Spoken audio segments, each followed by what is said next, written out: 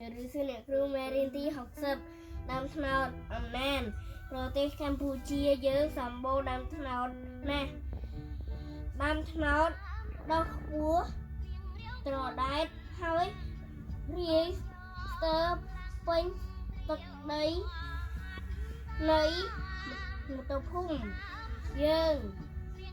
ដើមត្នោតមានរាងមូលត្រសំ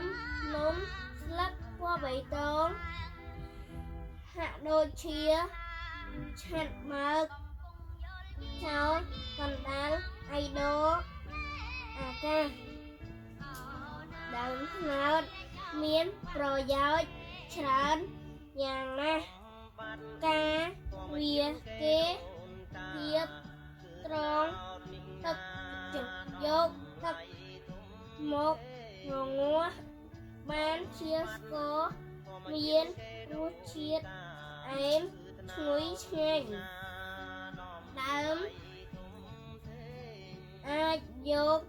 មកធ្វើផ្ទះធ្វើទុកនិងអាចយកមកធ្វើជាវត្ថុផ្សេងទៀតគេអាចដេរត្រង់ស្លឹកត្នោតយកទៅប្រាក់ដំបូលផ្ទះខ្ទមឬរោងផ្សេងខ្មែរយើងពេញចិត្តនឹងដើមត្នោតណាស់ព្រោះវាជាសម្បត្តិធម្មជាតិតាំងពីដូនតាមកជំរាបលាអ្នកគ្រូ